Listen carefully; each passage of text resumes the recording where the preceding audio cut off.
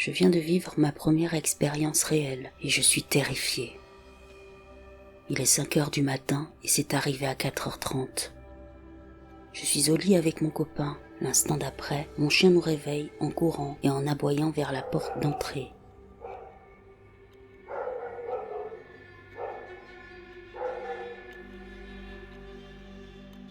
Nous l'appelons tous les deux pour qu'il revienne. Et alors qu'il s'approche, dans l'obscurité de l'embrasure de la porte, je crois distinguer la silhouette d'un enfant qui se promène avec assurance. Surprise et complètement effrayée, je me mets à crier et dis à mon petit ami « Oh mon Dieu, c'est quoi ça ?» Puis la silhouette que j'ai cru voir s'est en quelque sorte dissipée, filant vers la gauche en direction de la porte de la chambre d'amis qui est fermée. Me voyant paniquer, mon fiancé me demande ce qui se passe et ce qui ne va pas. Alors je lui raconte ce que j'ai cru voir, en lui disant que c'était sûrement mon cerveau qui me jouait des tours, en imaginant des formes dans l'obscurité. Enfin, c'est ce que j'espérais. Mais alors que je dis ça, la même forme enfantine apparaît brusquement dans l'embrasure de la porte, comme si elle se pliait à partir des hanches et nous regardait. Paniqué, je crie à nouveau. « Oh non, il y a quelque chose là, je le jure, il y a vraiment quelque chose là. » Et la silhouette se redresse, se tourne et s'éloigne rapidement en direction de la porte d'entrée. Je la voyais osciller comme si elle marchait vraiment. Je m'attendais à entendre la porte d'entrée, mais rien ne s'est passé. Mon copain sortit avec la lampe de poche pour regarder autour de lui, et bien sûr, il n'y avait rien dehors. La porte d'entrée est verrouillée. Nous allumons quelques lumières et je lui dis de venir avec moi chercher ma sauge dans le salon. Nous le faisons et quand j'arrive à mon armoire de sauge de cristaux, je retrouve mon porte-encens à l'envers. Je lui demande s'il a touché quelque chose là-bas. Il me répond que non. Je jure que je l'ai vu. Je n'ai jamais rien vu de tel auparavant. Je ne suis pas étrangère au paranormal, mais c'est la première fois que quelque chose m'arrive vraiment. Le plus étrange, c'est que mon chat et mon chien n'ont pas été dérangés plus que ça. Après avoir aboyé et couru, le chien est revenu, a sauté dans son lit, s'est installé confortablement et s'est rendormi. Et le chat qui se trouvait dans l'entrée de la maison est resté allongé, se demandant certainement pourquoi on s'affolait. Vu la réaction des animaux, je dirais que cette chose n'est peut-être pas nocive ou négative, mais ça m'a mis incroyablement mal à l'aise. Je me suis promenée dans l'appartement avec de la sauge. J'ai dit à cette entité qu'elle n'était pas la bienvenue ici et qu'elle devait partir. Depuis cet incident, j'ai presque toutes les lumières allumées maintenant. Après ça, mon fiancé s'est rendormi et je suis restée éveillée jusqu'au lendemain à 7h. J'ai vu tellement de vidéos, j'ai entendu tellement d'histoires, mais le fait d'en avoir littéralement fait l'expérience me donne l'impression que mon esprit s'est figé et que j'essaie de rationaliser ce que je pense ne pas pouvoir être rationalisé.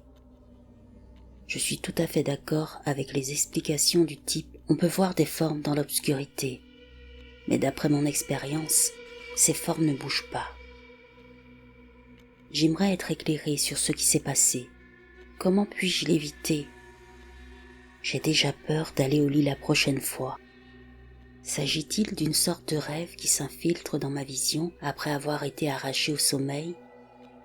Cette silhouette était-elle vraiment inoffensive ?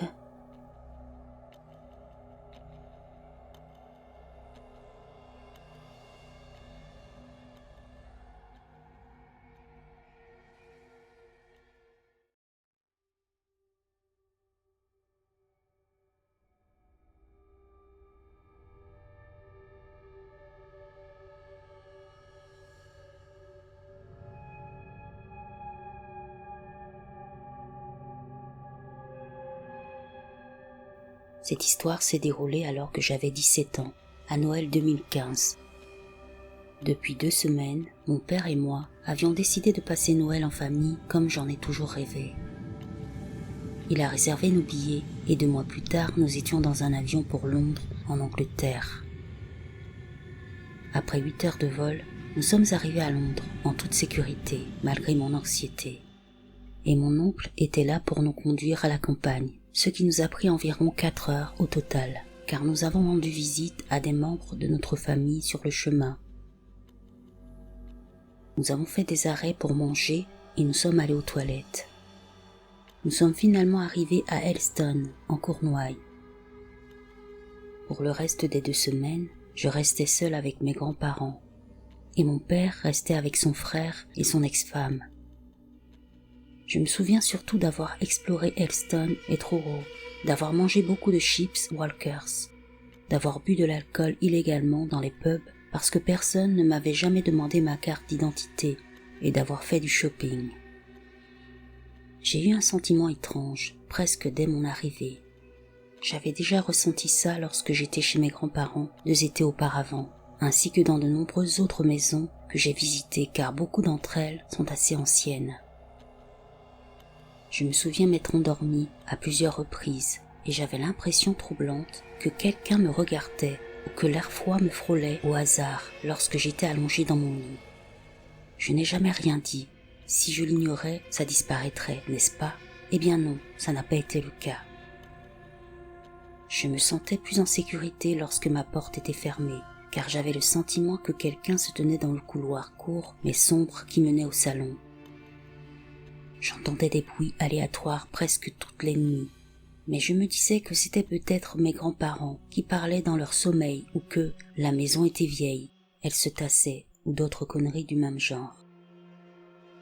Malgré les sensations bizarres que je ressentais presque 24 heures sur 24 et 7 jours sur 7, j'ai essayé de les ignorer et j'y suis parvenue à plusieurs reprises.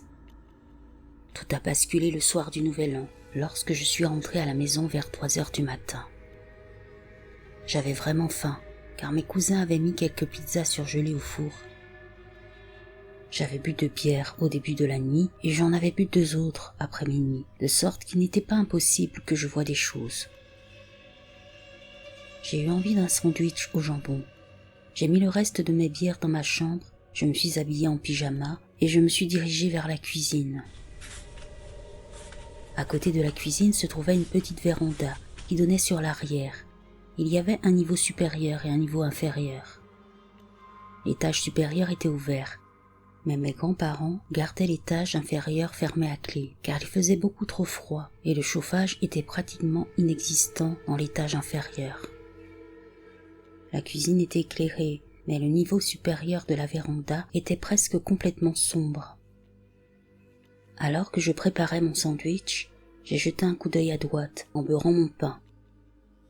Du coin de l'œil, j'ai vu ce qui ressemblait à une grande silhouette voûtée. Au début, j'ai cru que j'étais juste paranoïaque. J'ai remis mes affaires dans le frigo et quand je me suis retournée, la silhouette était toujours là. Pour ceux qui ont déjà joué à Left 4 Dead, quelqu'un se souvient-il de la sorcière ? Eh bien, cette étrange entité ressemblait à une version sombre et grande de celle-ci. Je n'ai pu distinguer aucune caractéristique faciale notable, seulement une silhouette osseuse avec des doigts longs et osseux. Cette chose avait de longs cheveux qui semblaient filandreux. C'était presque comme si les lumières commençaient à s'affaiblir rien que par sa présence. Et je jure qu'elle se rapprochait, mais je n'avais pas vu un seul de ses pieds bouger. Je sentais mon cœur battre incroyablement vite, comme il le fait encore aujourd'hui, alors que j'écris ces lignes, parce que je me souviens encore de ce sentiment et que je crains toujours de revoir cette chose. Effrayée, je me suis retournée, mon sandwich à la main, et j'ai couru jusqu'à ma chambre.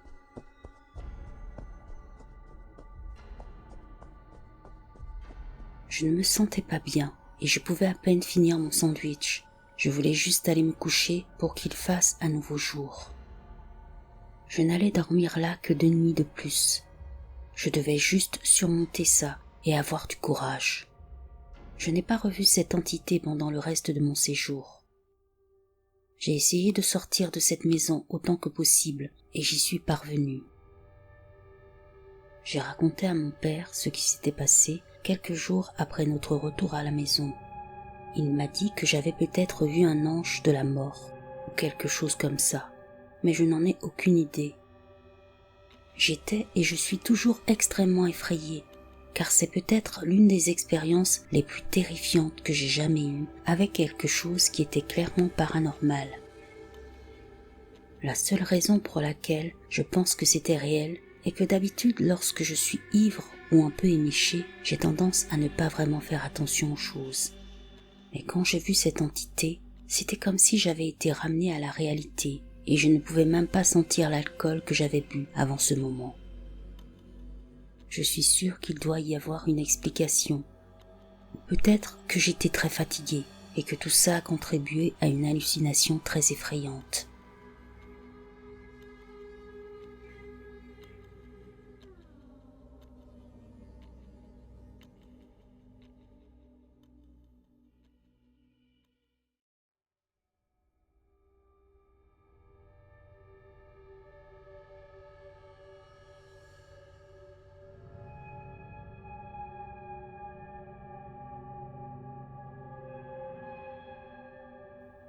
Cette histoire est l'une des expériences les plus effrayantes que j'ai eues avec le paranormal. En 2005, j'étais en vacances en famille à Pigeon Forge, au Tennessee. Nous avons séjourné dans une cabane dans les montagnes. Il y avait 2 chambres en bas et une chambre en mezzanine à l'étage. Cette dernière était fermée, mais avait une grande fenêtre à 2 battants qui pouvait être ouverte pour donner sur la salle en dessous. Finalement, j'ai choisi cette chambre et je m'y suis installée. Un soir, je me suis couché tôt. La fenêtre à 2 battants était fermée, mais la lumière du salon passait à travers les fissures et éclairait faiblement la pièce. J'ai mis mes écouteurs, j'ai inséré mon CD d'Avril Lavigne dans le lecteur et je me suis allongé dans mon lit. Je me suis couché sur le dos, les yeux fermés, et à un moment donné, j'ai voulu mettre un autre titre, mais je n'arrivais pas à trouver le bouton. J'ai donc dû ouvrir les yeux pour essayer de voir où il se trouvait. Seulement, quand je l'ai fait, il n'y avait rien d'autre que de l'obscurité. J'étais confus parce que la lumière de la fenêtre avait disparu et que la pièce était plongée dans le noir complet. Puis j'ai soudain réalisé que quelque chose me couvrait la vue, car celle-ci a commencé à s'éloigner de moi, révélant les bords de son corps dans la lumière de la fenêtre. J'ai regardé, figé, cette entité revenir en arrière, puis aller dans le coin supérieur de la chambre. Ce n'était pas une ombre, mais plutôt une silhouette entièrement masquée, toute noire. Elle semblait avoir une grande capuche drapée sur son visage. Il n'y avait aucune caractéristique discernable de la créature. Juste le manteau qui s'agitait comme s'il y avait une légère brise. J'étais terrifié. J'ai tiré les draps sur ma tête, j'ai fermé mes yeux et j'ai monté le volume au maximum. Au bout d'un moment, j'ai fini par m'endormir. Le lendemain matin, j'ai raconté à ma mère ce qui s'était passé. Et elle m'a dit qu'elle avait également eu une expérience étrange tôt ce matin-là. Elle était assise sur le bord de son lit, en train d'enfiler des chaussettes, quand l'une des poignées du tiroir de la commode, semblable à un heurtoir de porte, a commencé à se soulever et à tomber contre la commode. Elle l'a regardée faire pendant 1 minute avant de s'approcher et de la maintenir en place. Puis une autre poignée a commencé à faire la même chose, et elle l'a également retenue, lorsqu'un 3e a suivi. Complètement effrayée, elle a quitté la pièce en courant. Plusieurs années plus tard, je racontais cette histoire à un nouvel ami, et sa réponse à la description physique de l'entité fut « on dirait un spectre ». Et j'admettrai que je ne savais pas ce que c'était. Il a sorti une image pour me le montrer, et instantanément, des larmes ont coulé sur mon visage. Pas de tristesse, juste la réaction de mon corps, ce qui m'a semblé tellement bizarre. C'était exactement ce que j'avais vu cette nuit-là.